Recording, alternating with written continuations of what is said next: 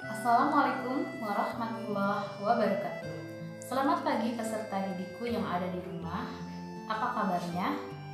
Pada masa pandemi ini, mari kita tetap menjaga kesehatan dengan cara mengikuti protokol kesehatan. Semoga kita semua dalam keadaan sehat walafiat. Bagaimana pembelajaran daringnya? Apakah ada kendala? Selalu semangat ya. Seni Budaya kelas 8. Minggu ini kita akan membahas materi selanjutnya. Materi selanjutnya adalah menggambar model. Berikut adalah tujuan dari pembelajaran untuk minggu ini.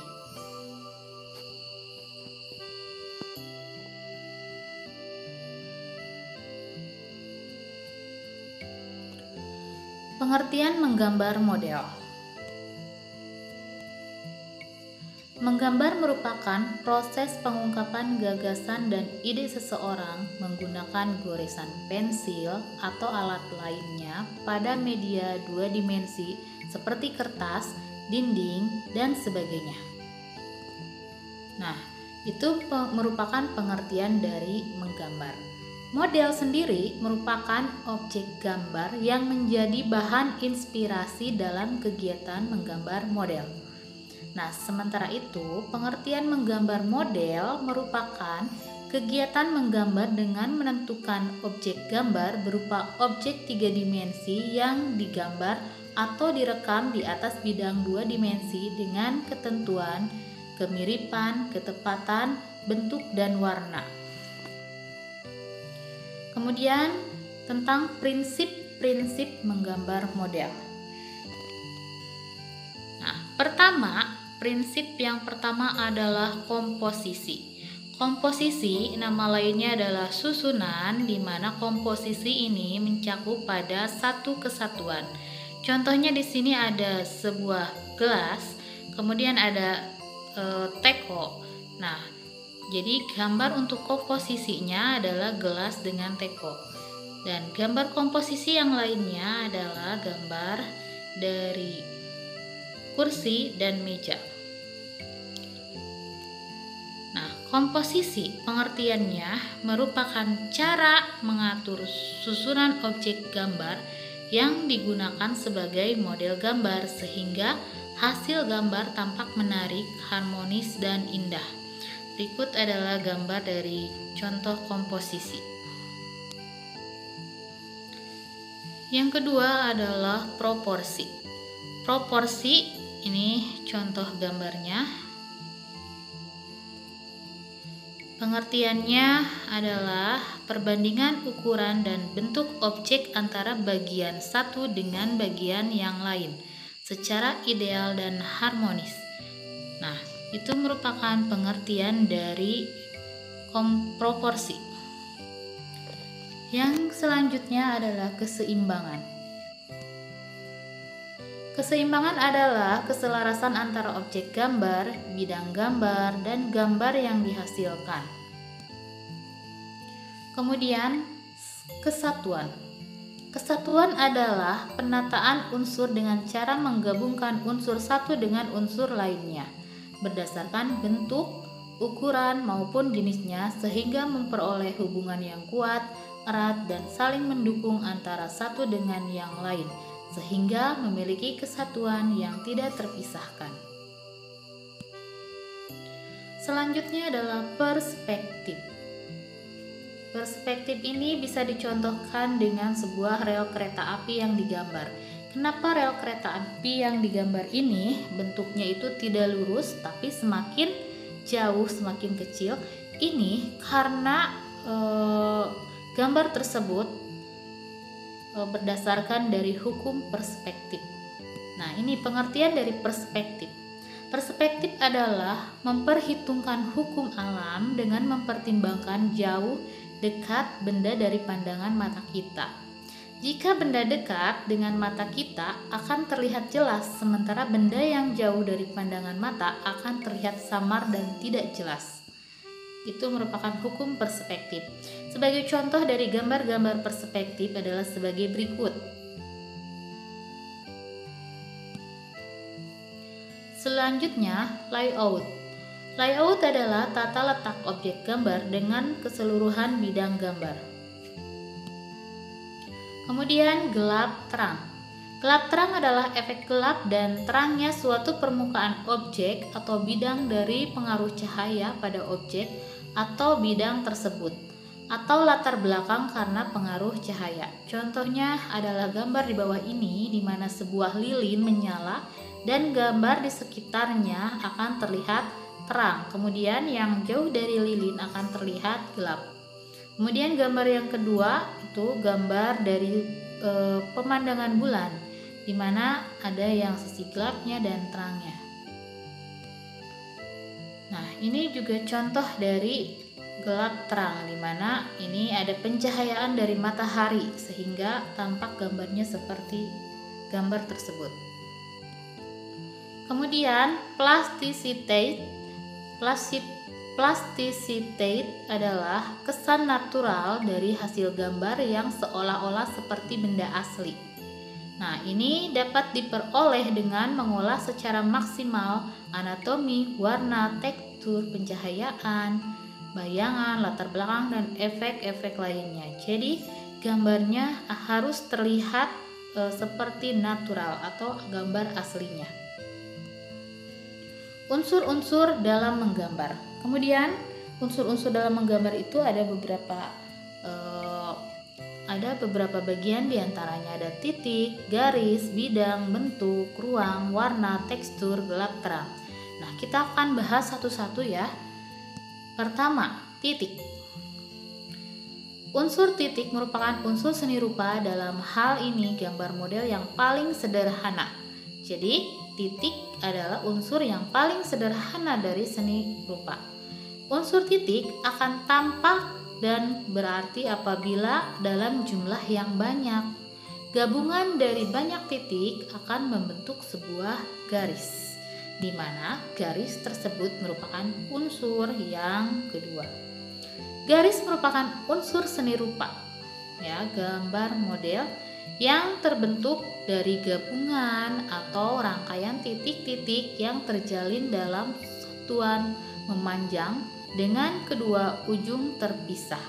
Nah, contoh dari gabungan dari titik-titik akan menjadi sebuah garis, ini contohnya seperti pada gambar di bawah. Kemudian bidang. Bidang merupakan unsur seni rupa atau gambar model yang berbentuk dari gabungan atau pertemuan dari beberapa garis. Jadi, gabungan dari beberapa garis ini akan membentuk bidang. Sebagai contohnya adalah ada di bawah gambar di bawah ini. Selanjutnya bentuk. Bentuk merupakan unsur seni rupa gambar model yang berbentuk dari gabungan beberapa bidang yang membentuk ruang atau volume. Jadi bentuk ini gabungan dari bidang yang membentuk ruang atau volume. Kemudian warna. Warna merupakan kesan yang dihasilkan oleh pantulan cahaya pada mata. Terdapat bermacam-macam jenis warna yang secara umum dapat dikategorikan ke dalam dua macam, yaitu spektrum warna, Meiji-ku, Hibiniu, dan pigmen warna. Ada pigmen warna itu warna primer, sekunder, tersier, kontemporer, dan analog. Kemudian yang selanjutnya adalah tekstur. Tekstur merupakan nilai permukaan suatu benda sehingga dapat memberikan kesan tertentu jika dirasakan menggunakan indera praba, sehingga dapat dikatakan halus, kasar, licin, mengkilap, rata, berlubang, kusam, dan lain sebagainya. Ini contoh tekstur yang ada di bawah. Kemudian gelap terang. Gelap terang merupakan keadaan suatu bidang yang terjadi karena adanya perbedaan warna dan intensitas cahaya yang diterima oleh suatu objek. Kemudian ruang. Ruang merupakan unsur seni rupa yang dapat memberikan kesan kedamaian, kedalaman, baik dalam bentuk nyata maupun semu. Alat dan bahan untuk menggambar model. Yang pertama adalah pensil. Ada bermacam-macam jenis pensil, diantaranya Ada pensil H dan pensil B. Keduanya dibedakan berdasarkan dari kehitaman dan ketebalan pensil tersebut, di mana pensil H itu merupakan pensil jenis yang keras dan pensil B itu lebih lunak, lebih hitam. Kemudian penghapus, kemudian kertas, kemudian pensil warna, kemudian krayon.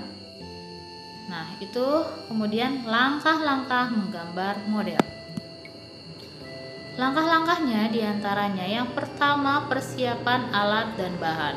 Untuk menggambar model, kita harus mempersiapkan terlebih dahulu alat dan bahannya. Yang kedua adalah pengamatan. Dalam menggambar model, kita harus mengamati objek yang akan kita gambar. Kemudian yang ketiga, menentukan teknik menggambar. Teknik apakah yang akan kita gambar? Misalkan untuk menggambar model, modelnya adalah objeknya berupa manusia, teknik yang digunakan itu berupa apa? Nah, jadi kita tentukan tekniknya. Nanti kita akan bahas satu-satu teknik dalam menggambar model. Yang selanjutnya adalah membuat sketsa atau rancangan gambar. Nah, ini penting sekali agar gambar kita lebih terstruktur dan bagus ya. Kita membuat sketsa terlebih dahulu. Kemudian penyelesaian gambar dan terakhir adalah finishing. Teknik menggambar model.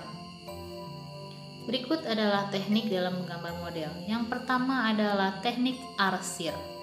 Teknik arsir adalah pengulangan garis secara acak dan saling menyilang dengan tujuan untuk menentukan gelap terang suatu objek gambar sehingga tampak memiliki kesan ruang atau kedalaman.